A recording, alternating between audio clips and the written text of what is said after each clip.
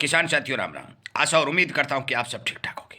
साथियों, सदा की तरह आप सभी को पता है कि जो भी बाजार की जानकारी आ रही है वो मैं इस जागरूकता रूपी अभियान चैनल के ऊपर किसानों तक प्रतिदिन पहुंचा रहा हूं। मैं कोशिश कर रहा हूं कि किसान को किसी प्रकार का नुकसान नहीं हो, और यह किसानों को जागरूक करने के लिए मुहिम चलाई जा रही है।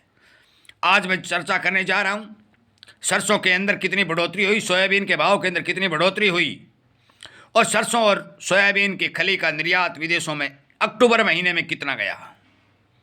यह संपूर्ण जानकारी मैं आपको बताऊंगा जो मेरे पास रिपोर्ट आ रही है, और इसी तरह की जानकारी आपके लिए सच्ची और सटीक जब भी मेरे पास आती है पहुंचाने की भरपूर कोशिश की जाती है। आपको से विनय निवेदन है कि बाजार के भ्रमित चमकीले वीडियो से बच करके आप अपने किसानी चैनल को सब्सक्राइब करके इसके साथ जुड़िए, इसके संख्या बल को बढ़ाइए, और किसान की आवाज़ को, जो किसान के विरुद्ध जो षड्यंत्र चल रहा है उसके खिलाफ उठाने के लिए इस किसानी चैनल को ताकत दीजिए। साथियों, अपने दोस्तों तक शेयर जरूर कीजिए ताकि आपके दोस्त भी इस बारे विचार कर सके, सावधान और सचेत हो सके। आप सुनिए, भारतीय खली की विदेशों में कितना अक्टूबर में निर्यात गया, कितना बड़ा है, और फिर हम सरसों भाव और सोयाबीन भाव पर बात करेंगे।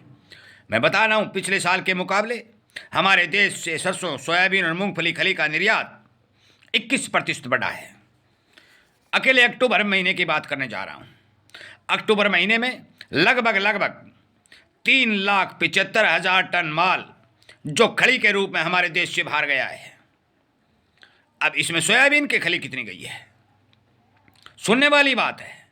मैं लगातार ये कह रहा हूँ कि लगातार भारतीय उत्पादों की मांग बढ़ रही है, और भारतीय उत्पाद जो भारत की धरती में पैदा होते हैं वह विदेशों के अनाजों को भारी मात्रा में टक्कर दे रहे हैं, क्योंकि विदेशों में अनेक तरह के केमिकल को प्रयोग करके ज़्यादा उत्पादन बढ़ा करके जो उत्पाद पैदा किए जाते हैं, परंतु भारत के किसान द्वारा सींची गई धरती के अंदर जो अनाज पैदा होता है, मैं आपको विश्वास के साथ कह सकता हूं कि एक किस्म का सोना पैदा होता है, और उस सोने की इच्छा से आम जनता उसकी खरीदार होती है। और आपने एक कहावत सुनी होगी कि किसी ज़माने में भारत को सोने की चिड़िया कहा करते थे। वो इसी कारण कहा करते थे कि भारत के अंदर अनेक तरह की जलवायु, अनेक तरह के मौसम और वातावरण होने के कारण भारत के अन्न की कीमत सबसे ज़्यादा हुआ करती थी। अब सोयाबीन की खली बाहर कितनी गई है? 1,80,000 टन, जो 3,70,000 टन के लगभग संपूर्ण खली गई है, उसमें 1,80,000 टन के लगभग मैं बता देना चाहता हूँ कि सोयाबीन की खली बाहर गई है। दूसरा, 1,50,000 टन के लगभग सरसों की खली बाहर गई है। सोयाबीन खली का निर्यात 58% तक बढ़ा है, परंतु सरसों खली का निर्यात 9-10% बढ़ा है।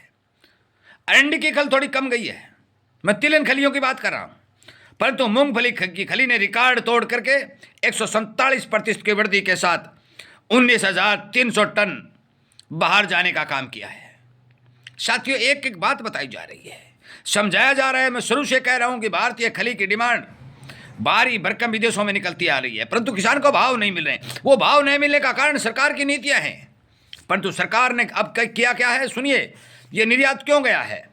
सरकार ने 3 अक्टूबर 2025 से प्रतिबंध हटा दिया है। निर्यात पर प्रतिबंध हटाते ही विदेशी लोग भारत के सामान के लिए कूद पड़े, और लगभग 4 लाख टन खली अपने देशों में ले गए। यदि भारत की सरकार 24 घंटे जिस तरह से गेहूं का निर्यात बंद है और काफ़ी चीज़ों का निर्यात बंद है, यदि निर्यात खोल देती है तो हमारे देश की भारी भरकम अनाज की पैदावार विदेशों को जरूरत है, और वो ले जाने को 24 घंटे तैयार हैं। मैं बता दूं, वियतनाम और नेपाल के अंदर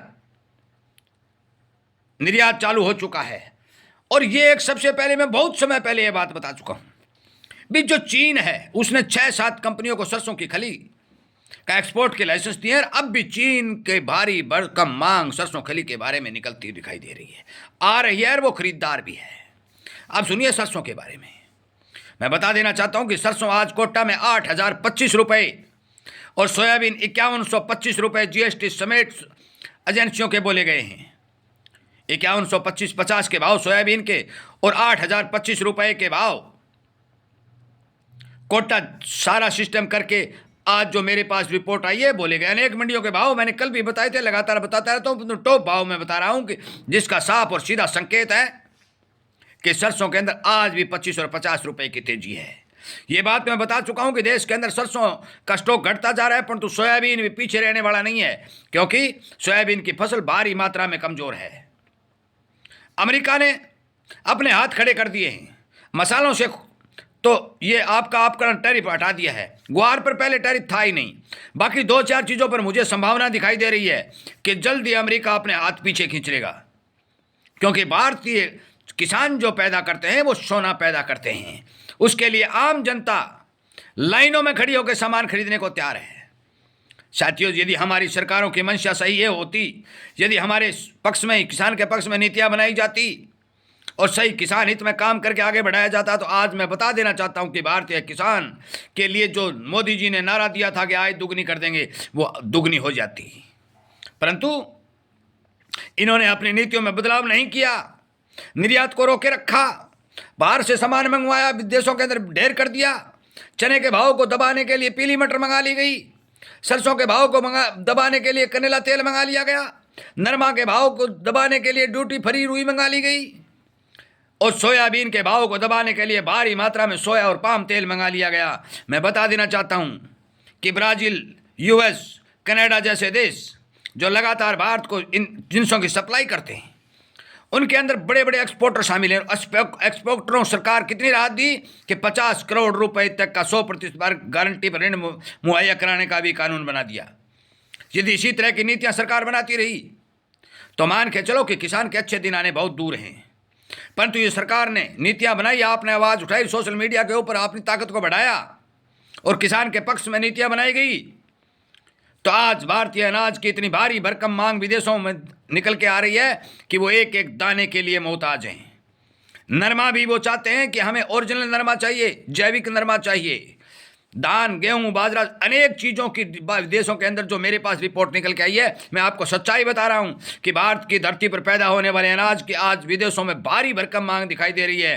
परंतु सरकार विदेशों से मंगवा रही है, विदेशों से भेजने का काम बहुत कम कर रही है, जिसके कारण हमें नुकसान हो रहा है।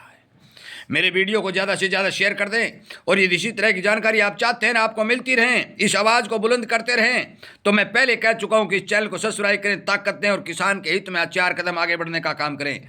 साथियों, इन्हीं बातों के साथ जो मैंने आपको जानकारी दी, मैं उम्मीद करता हूं कि पसंद आई होगी। जरूर आप हर एक किसान को सचेत करेंगे। जो भी मेरे पास कोई रिपोर्ट आएगी, आपको वीडियो के माध्यम से फौरन तत्काल पहुँचा दी जाएगी। जय हिंद।